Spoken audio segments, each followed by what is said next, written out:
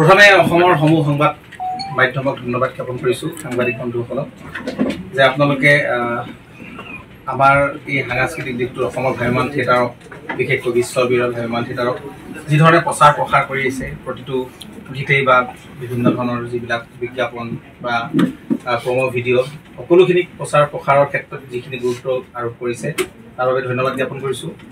আৰু আজি 2024-25 নাট্যবৰ্ষৰ আবাহন থিয়েটাৰৰ মেডাম মেনকা যিখন নাটকে এইবাৰ ভ্ৰাম্যমাণত এক খলকনি সৃষ্টি কৰিব এয়া 100% চিয়'ৰ।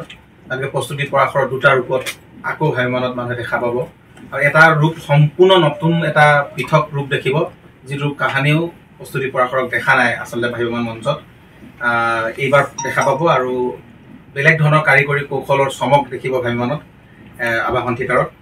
আৰু বিশেষকৈ আমি আজি যিটো গীত আমি মুকলি কৰিছোঁ নাটকখনৰ এটা মূল গীত হয় একদম এটা নাটকীয় পৰিৱেশৰ এটা গীত আৰু সৰু সৰু মানুহৰ যিবিলাক মনোভাৱ যিবিলাক অনুভৱ সেই অনুভৱক লৈ আমি কৰা এটা গীত হয় যিটো গীতত আপোনালোকে দেখিছেই ভিডিঅ'টোত প্ৰাণ পাই উঠিছে এগৰাকী টমটম চলোৱা মানে ড্ৰাইভাৰ প্ৰেম কাহিনী মই মেডাম মেনকা আৰু তাৰে এটা বৰ সুন্দৰ গীত আজি ভিডিঅ' ৰূপে আপোনালোকৰ ওচৰলৈ আগবঢ়াই লৈ অহা হৈছে।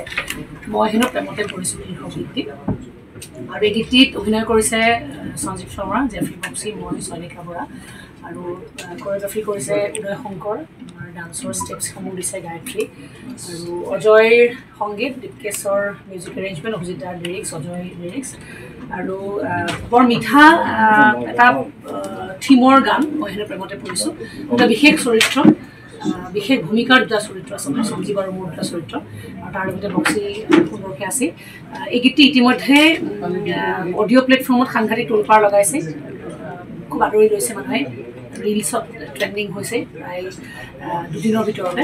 গতিকে আমি আটাইকে ধন্যবাদ জ্ঞাপন কৰিছোঁ আৰু এই গীতটি আজি আপোনালোকৰ যোগেদি দৰ্শকৰ ওচৰলৈ মুকলি কৰি দিয়া হৈছে। গীতটো উপভোগ কৰি আপোনালোকে কেনে পালে আমাক জনাব। প্ৰস্তুতি পৰাশৰ ইউটিউব চেনেলৰ যোগেদি আজি সন্ধিয়াৰ পৰা গীতটো আপোনালোকৰ সম্পূৰ্ণ গীতটি আপোনালোকৰ মাজলৈ আহি আছে। সেইখিনি বিশেষ নাই আৰু ভাল ভাল আৰু বহুত গীত আপোনালোকৰ মাজলৈ অতি সোনকালে